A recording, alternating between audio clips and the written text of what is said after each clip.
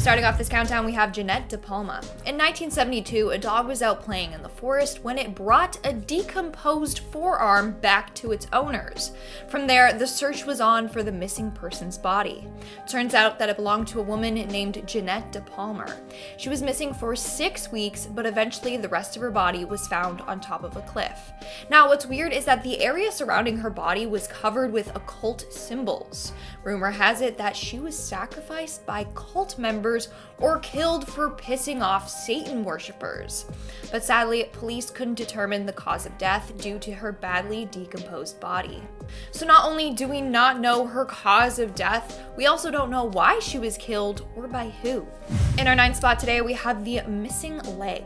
On April 19th, 1995, at 9:02 a.m., a bomb was detonated inside of a truck by a federal building in Oklahoma City. Sadly, 168 people lost their lives as a result of this attack. Now, while investigators were working on this case, they came across a detached leg in a military boot. They originally thought that the leg belonged to one of the victims, Lakeisha Levy.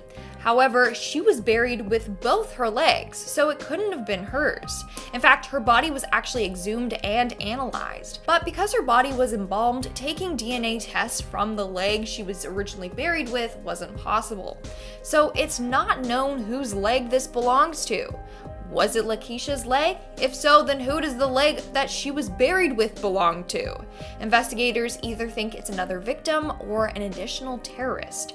But to this day, nothing has been confirmed. In our 8th spot, we have the Copper Scroll treasure. In 1952, a copper scroll was found alongside other Dead Sea Scrolls in a cave.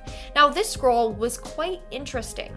As its name suggests, the writing was engraved onto a copper scroll. When translated, it apparently talks about a bunch of hidden treasure. Now, this scroll is over 1900 years old. During that time, the Romans might have been out to capture the treasure, so they hid it in order to prevent them from finding it. So maybe this scroll is a key in finding the treasure. The question is the treasure real? Will we ever find it? And if it is real, then where is it hidden? In at number 7, we have the human feet. Since 2007, around 20 dismembered human feet have washed up on the coast of Salish Sea in British Columbia, Canada. What's weird is that the feet are often found still perfectly inside of their laced shoes, and investigators still don't know what to think. A couple of the feet have been identified. Like, one belonged to a missing male, one belonged to a missing fisherman, the other belonged to a woman that jumped off of a bridge.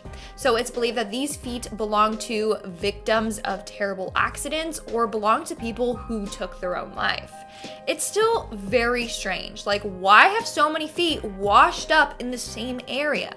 Now, police ruled out foul play, but some people believe that these people were gang members or victims of sacrifice. In our 6th spot, we have the farm murders. On March 31st of 1922, 6 family members were killed with a pickaxe on a farm. What's weird is that the murderer lived on the farm for 6 days after taking the lives of the family. The killer was taking care of the cattle and using their kitchen to cook meals for themselves. When police did find the bodies, the killer had already fled.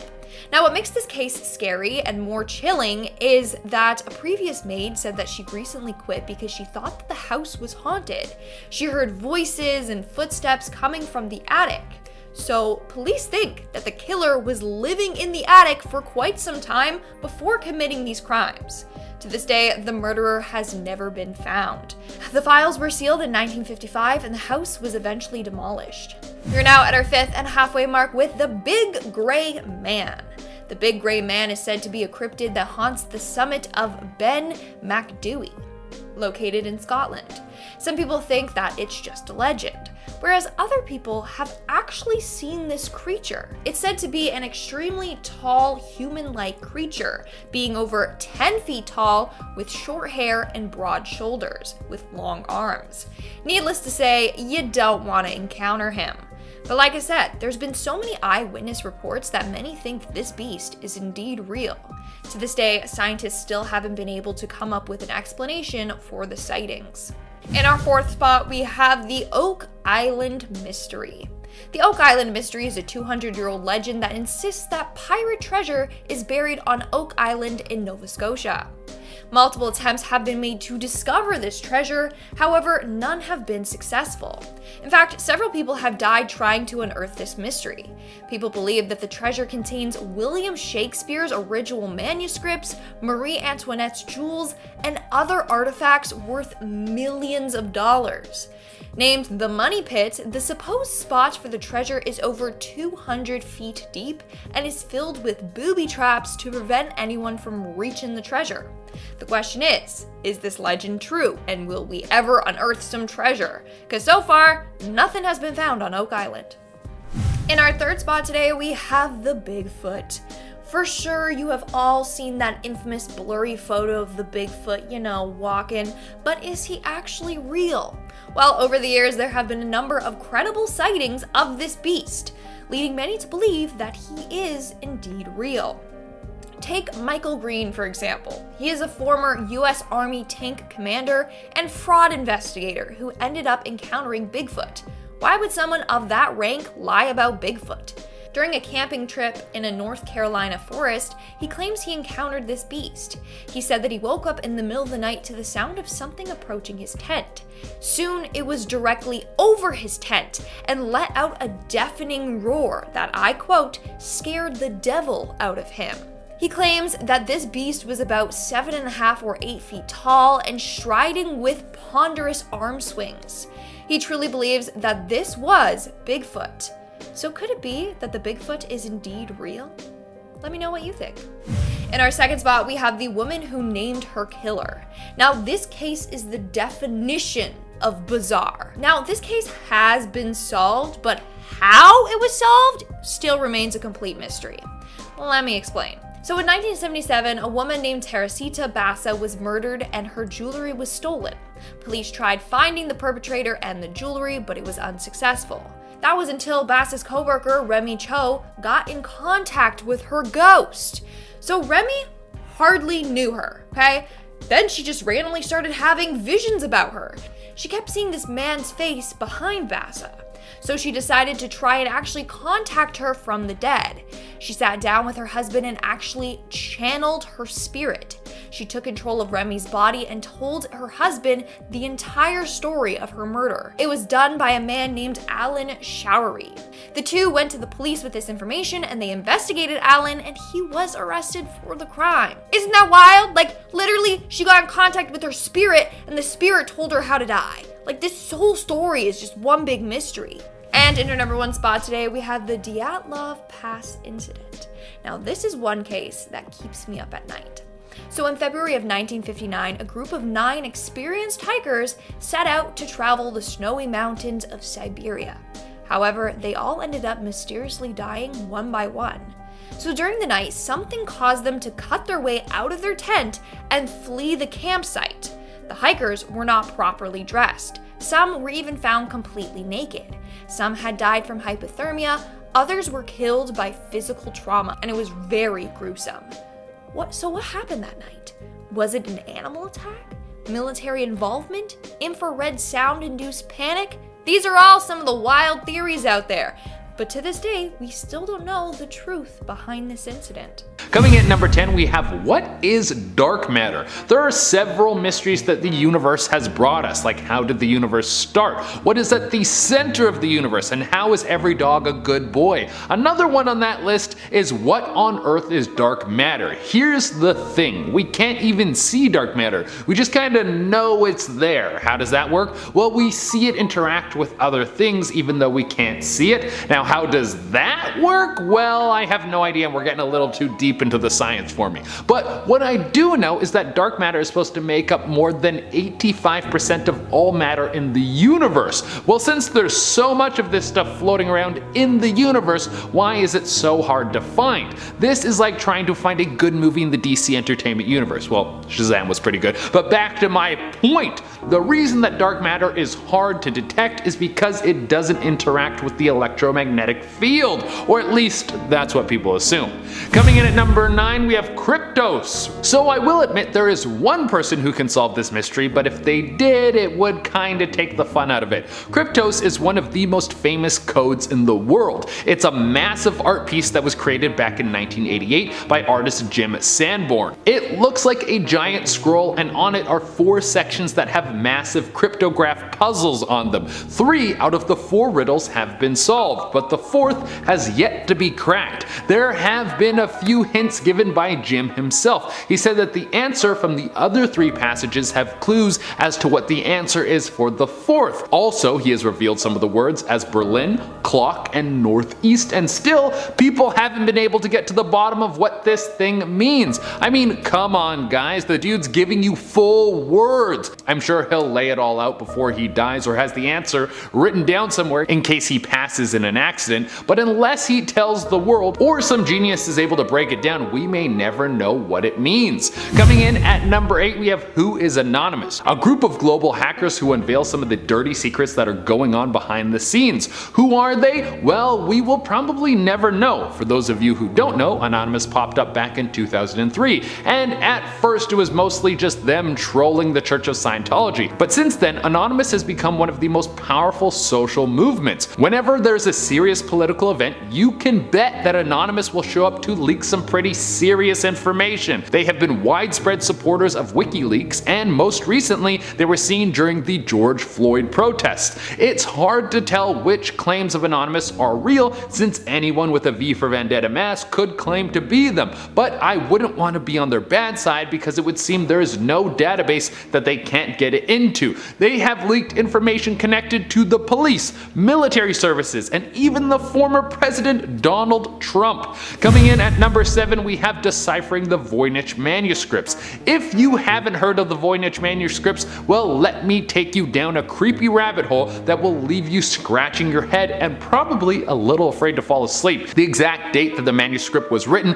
is unknown, but it's thought that it would have been created somewhere in the 15th century based on the type of paper it was written on. The origin is also unknown because it was written in a language that has never been seen before, but it's thought that this thing could have come from Italy. But the language or code that is used as text in this manuscript has never been deciphered, even though historians have been trying to figure out what's going on with this book since the 90s. There are illustrations of flora in the book, so it's thought that it could be some record of alchemy or potions. And of course, because it's written in an unknown language, people think it could be the work of the devil. In the end, the whole thing could just be a joke or a bunch of gibberish that some madman wrote down in his spare time. People could be working tirelessly to crack a code that means nothing, or it could be the greatest work of dark magic on the planet. I wouldn't worry about it though, because we're probably going to be long gone before someone ever figures this out. Coming in at number 6, we have the Step Geoglyphs. History has left us with so many mysteries that it's hard to keep up with them all. Whether we're talking pyramids, Mayan temples, or is Atlantis a real place?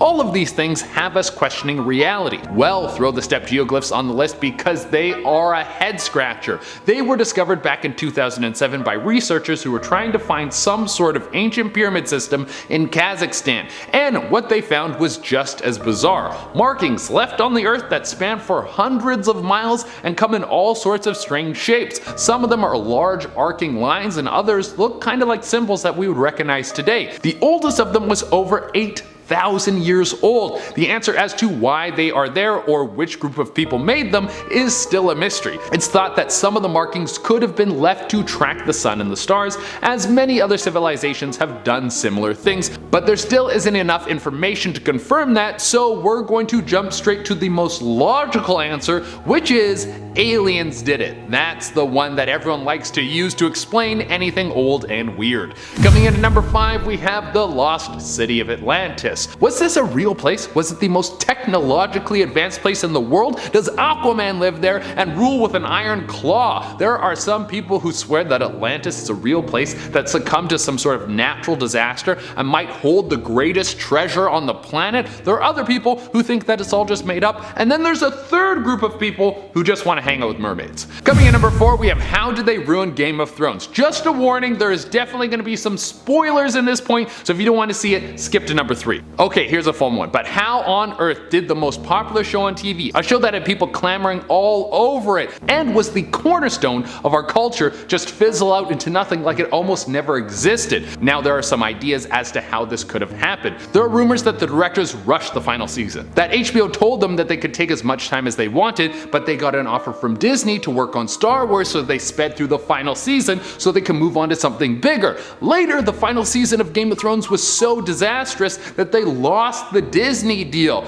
There were just so many unanswered questions. Why did Arya never use her superpowers? How did a dragon get killed so easily? Why did Euron Greyjoy always pop up in the right place at the right time? Why does Jon Snow never fight one-on-one with the Night King? What was Bran doing in the whole final showdown fight? Right now, we have no explanation for any of this. Coming in at number 3, we have the Copper Scroll treasure. A lost treasure is always a great way to get people interested in a mystery. You're telling me there's an untold amount of money somewhere, and it could be all mine with a little bit of luck and a lot of digging? Well, kind of. The treasure of the Copper Scroll was first revealed back in the year 1952. It was part of a great archaeological find in a series of caves next to the Dead Sea. The Copper Scroll is literally a massive piece of copper that is writing engraved into it. Man, to think there was a time when copper was less valuable than paper, so you'd write down all your information in a giant piece of metal. The Copper Scroll talks about a treasure of gold and silver so large that most people think it's a lie.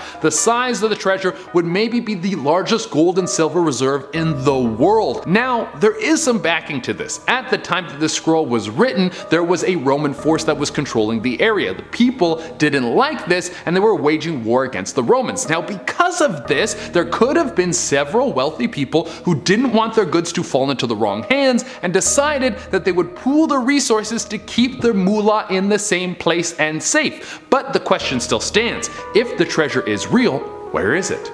Coming in at number 2, we have the ghost boats of Japan. Now this sounds like some sort of urban legend, but I will tell you that this is a very real thing, and it's one of the creepiest stories I've heard in recent years. The ghost boats of Japan have been washing up on the shores of northeastern Japan, and no one knows who sent them. They have all been wooden ships with no one on them. Well, no one alive has been on them. Every boat that makes contact with the shore has bodies in it. Sometimes it's just body parts, like a series of skulls were found on one boat. Other times it's a few bodies laid on top of each other, and the numbers vary every year. One year, 80 bodies were found in mysterious wooden boats that washed up on Japanese shores. Now, even though the exact breakdown on why this is happening is still a mystery, there have been some clues that have popped up along the way. One of the biggest is that there was some Korean writing on board of one of the ships and a torn piece of the North Korean flag. So it would be a good guess that North Korea is doing this. Why they would be sending ghost boats with dead bodies in them out into the water? Well, we still can't answer that. And coming at the number 1 spot, we have, is Jesus real? For the amount of people who pray to this dude and call him the Son of God, there is zero evidence that he actually walked the earth. Obviously, there's a lot of people who think that he did, but there's also a lot of people who think the Browns are going to win the Super Bowl every year. There are several things about Jesus being real that have been disproven. There were people trying to say that they discovered the house that Jesus grew up in, but carbon dating disproved that, as the time frames didn't add up. The house was constructed way after Jesus' time. There are a lot of people that think the teachings of Jesus aren't from a real person, but were put down on paper as a way to guide people to be kind to one another. Similar to the way that tales from pretty much every other culture in the world were not real, but are highlighted as a lesson. There's also a very interesting documentary about a man who was researching all of the scriptures about Jesus, and he thinks that the symbol for Jesus in the Bible was actually a symbol for mushrooms, like magic mushrooms, saying that taking mushrooms was the key to enlightenment and a religious experience. That I can get behind. Starting us off at number 10 is Julia Johnson. Back in April of 1925, at around 2 p.m. in the afternoon, 5-year-old Julia Johnson was seen by the blacksmith across the street playing alone outside her house in Winnipeg. At 3:50 p.m., Julia's neighbor Pauline Krall had a conversation with her, and that was the last time anyone saw or spoke to Julia. 5 minutes after after the conversation, Pauline's son came home and told his mum that Julia's mum was looking for her, and within 20 minutes, a search party was sent out looking for the child. Julia was a shy girl that wouldn't venture far from home for no reason. The adults had no clue how she could have disappeared within that 5-minute window. Extensive searches were underway, but Julia was never found. 9 years later, when a building near the family home was being repurposed, a machinist was dismantling a boiler in the basement. Inside the boiler, he found the mummified body of Julia Johnson. There was no evidence left, none to the point the coroner had no idea whether it was a murder or just an accident. Police then tried to think of who would have had access to the building at that time, and building manager John Goodwin claimed he left the key at the blacksmith shop, but both blacksmiths denied this. Someone was lying, we just don't know who it was. Was it John Goodwin or was it the blacksmiths? Coming in at number 9 is the Highway of Tears. This entire mystery revolves around 725 kilometers of Highway 16 between Prince George and Prince Rupert, British Columbia. From 1970 till now, there have been a string of murders at this location, and its name was coined in 1998. The RCMP Project EPANA claimed there are less than 18 victims, but Indigenous organizations don't believe that. Because such a high number of victims were First Nations women, they claim the victim numbers go as high as 40 and that these women were just abducted off the highway. Reasons behind the murders are endless. Some point to poverty and drug abuse, others say they're due to systemic racism, and others claim hitchhikers are targeted because their location is so remote and isolated. Of all the cases, only one has ever been solved. Cody Lejerbokov killed 3 women and a teenage girl in the Highway of Tears area and was later convicted. But that's the culprit of 4 of those murders? What about the other 36 that still go unsolved? At number 8, we have Christine Jessup. And this one may go down in history as one of Canada's most infamous cold cases. Back in October of 1984, 9-year-old Christine Jessup got dropped by the school bus outside her home in Queensville, Ontario. Christine was alone since her parents were at work at the time, but she somehow disappeared. Her body was found 2 months later in a wooded area more than 50 kilometers away from her home. Autopsy results showed she had been raped before being stabbed to death, and in a rush to arrest someone for the horrendous crime, suspicion fell on the Jessup's next-door neighbor, Guy Paul Morin, who was quickly arrested and convicted of Christine's murder. I hate cases like that when you're so in a rush to arrest somebody that you just arrest the first person you think of, which is usually always false. Guy literally had a solid alibi. He was at work and his timestamp even proved it. It was impossible he had kidnapped her, but he was still arrested. It took 11 years for him to be exonerated after an inquiry report said the evidence in the case had been tailored to suit the police's theory of Guy killing her. The police even bullied a witness about her timeline. They even left cigarette butts by the house since Guy was a smoker. All that while, the real killer was still at large. He was reinvestigated and found guilty in 1992, but was finally freed in 1995 when the DNA test proved he wasn't a match. Imagine being in jail for that bloody long, wrongfully. And so many people are. So many people are. Filling at number 7 slot are the babes in the woods. That term is frequently used to describe a case with multiple child victims discovered in the forest, which is exactly what this case is. Back in 1953, the bodies of 2 young boys were found in Stanley Park, Vancouver. The corpses were so badly decomposed that on initial observation, the medical examiner thought one of the victims was a girl. Further examination led the team to conclude that the victims had been dead for 6 years already. It took till 1998 for DNA testing to prove that both victims were in fact boys and brothers, but till this day they've remained unidentified. All officers knew about the case was that they were both killed with a hatchet. One was 10 and the other was 7, and both seemed to be Caucasian. Police started looking for mothers who were missing their children, and they were tipped off about a redhead with 2 kids who had been taken by loggers a few years prior. The case stayed cold till 2018 when detectives decided to use DNA sites like 23andMe and Ancestry to try and identify the boys. Currently though, there is still no identification. Now at number 6 is Dino Bravo. Adolfo Bresciano was an Italian immigrant living in Quebec. His day job was being the professional wrestler Dino Bravo, and I don't know how much you guys know about wrestling because I honestly don't know a lot, but Dino was named Canada's strongest man by the World Wrestling Federation in the 80s, so I mean, huge flex. He ended up retiring in 1992, and less than a year later, in March of 93, his body was found shot to death. Dino was found sitting a home filled with 17 bullets, and no one could figure out who was behind the seemingly random murder. Rumors started floating that the mafia killed Dino for his involvement in a cigarette smuggling ring. Dino was related to Vic Catroni, who was a mobster, and he used his fame to secure connections in the underworld.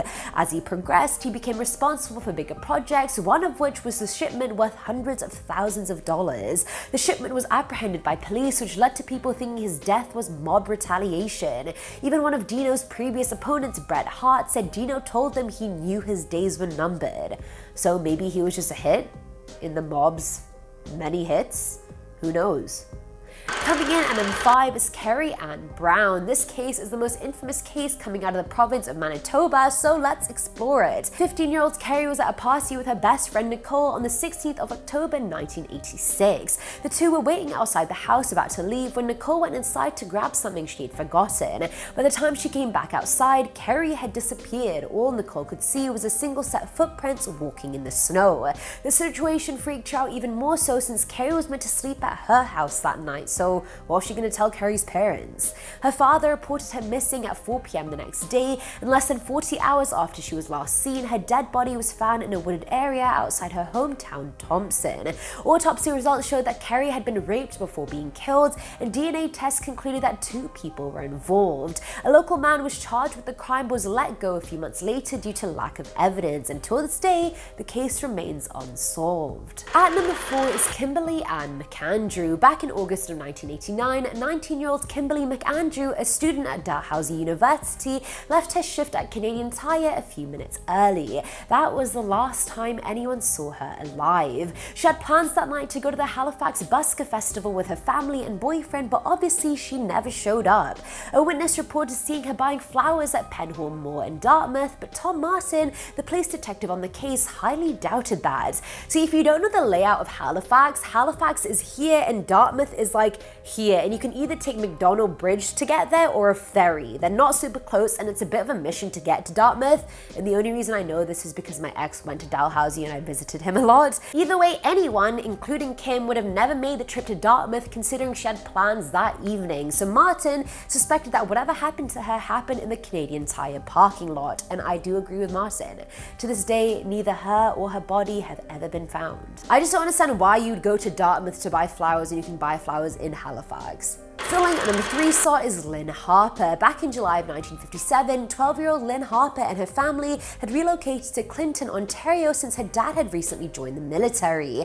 In June of 1959, Lynn went missing near RCAF station and her body was found 2 days later at a farm nearby. Police officers automatically turned to Lynn's 14-year-old school friend Stephen Truscott since he was the last person who saw Lynn alive. That evening, Stephen gave her a ride on his bike from school towards County Road. No one has any idea what took place on that bike ride, but officers assumed that when the two reached Lawson's Bush, Stephen raped and then killed her. According to Stephen, though, he had left her at the intersection of County Road and Highway 8, and the next time he looked back, he saw her getting into some random Chevrolet. Despite his account, he was charged and tried as an adult, first being sentenced to death and then just to life in prison. He was paroled 10 years later and was acquitted of all charges in 2007 after a major miscarriage of justice. Lynn's real abductor and killer remains unknown, but imagine how stupid you have to be to focus all your attention on a 14-year-old boy when there are other viable suspects in Clinton. Now, at number 2 are the Hemlock Valley murders. Back in 1995, the bodies of 3 women were found near the Agassiz Mountains in Vancouver.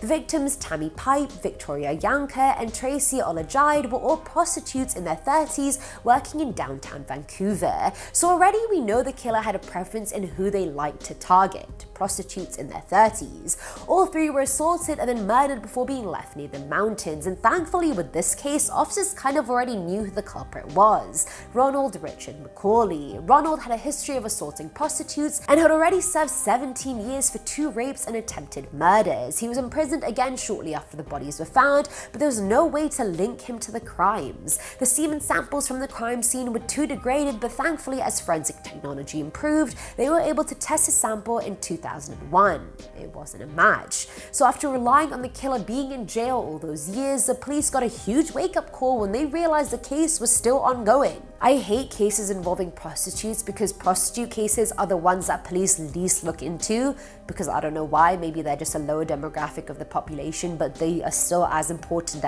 as any part of the population. Look into those cases. And finally, at number 1 is Louis Sam. Back in 1884, an American mob crossed over the border from Nooksack, USA to Abbotsford, Canada, and lynched 14-year-old Sam. The boy was accused of murdering a shopkeeper in Nooksack called James Bell, and when he returned to Abbotsford, his people, the present-day Sumas First Nation people, turned him over to BC authorities because they figured they would know how to deal with the matter. While Sam was awaiting his trial, the angry mob captured him and hanged him from a tree near the border. After investigation, it became extremely clear that Sam did not kill James Bell and that the two men who riled up the mob in the first place were the most likely culprits. 2 BC officers went to Nooksack in disguise to collect information, and they found out that the murderer was most likely William Osterman. William had taken over Bell's business and was the one who brought over Sam, promising him a job, which was a complete lie. His sidekick and brother-in-law David Harkness, who was also sleeping with Bell's wife, was the ringleader of the mob. The two went unconvicted, and a young person of color died for no reason other than the fact he was a person of color. I wanted to make this case number 1 because it hit home with me for some reason, what with the recent murder of George Floyd. I just can't stand another day or hearing about another case where a person of color is killed by a white person for no reason.